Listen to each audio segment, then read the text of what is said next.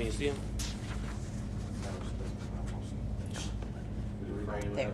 That's good. Go down just a little. There. That's good. You see him? Put the other hand. Yeah. Just there.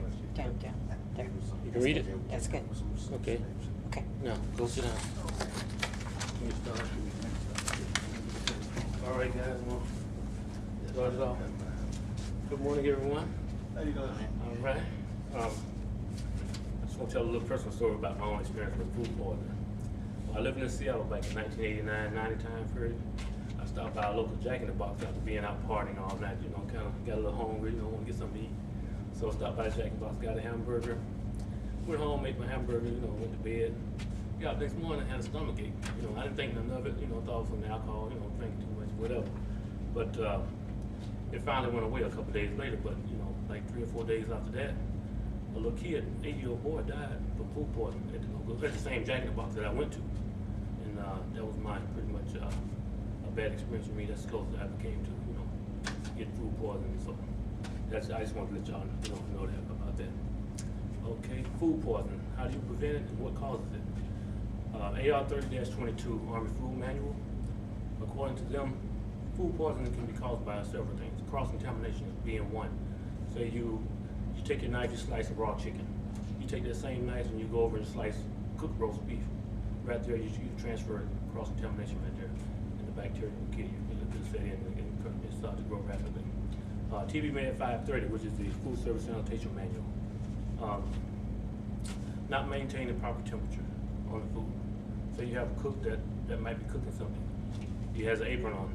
He cut up a raw chicken, wipes his hands on the apron. He goes to the bathroom. Use the bathroom. You got hot running water, cold water. You wash your hands real thoroughly, real good. But you come to dry them off with no paper towels. What do? Wipe them on your apron. Go back to the kitchen, to your workstation, pick up another piece of raw product meat or probably cooked meat, for roast beef for instance, and you get the juices on your hand, you rub it on your apron again. And that's bacteria. And the heat from being in the kitchen only needs 70 degrees for bacteria to start to grow.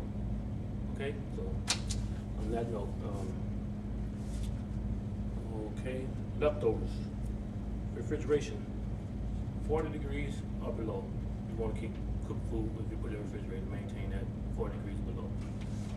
Also, 140 degrees or higher for food left out, so you cook food on the table or something, you want to maintain 170 degrees or more to keep from bacteria starting to grow. Okay. Normal food poisoning normally takes 2 to 6 hours after consuming the contaminated food in order for you to realize that you have consumed bacteria that causes foodborne illness and it makes you sick. Okay. According to the CDC, which is the Center for Disease Control,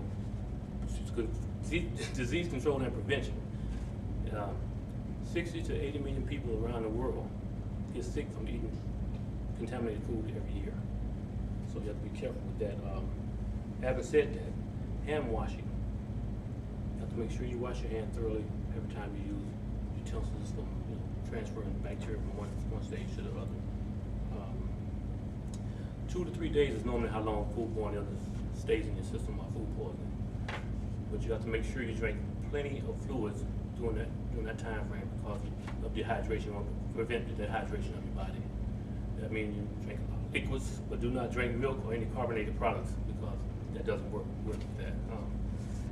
And just to, in closing, I'd like to just touch on a few things that I went over earlier, which was hand washing. Make sure you wash your hands using the proper sanitation procedures. Washing utensils after you use one to slice raw meat, wash your knife or whatever before you use to slice cooked meat, something to that effect. Also, wearing gloves. When you're handling raw food, put on sanitized gloves. Temperature.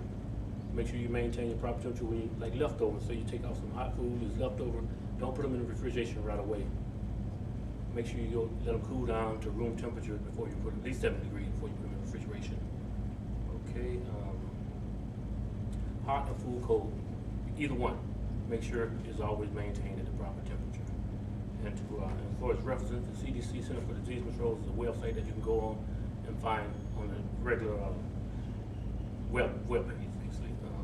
And for the TV Med 530, which is the Army Field Manual, and the AR 530-22, which is the Army Field Manual. You can find those on the Department of Defense website on the internet.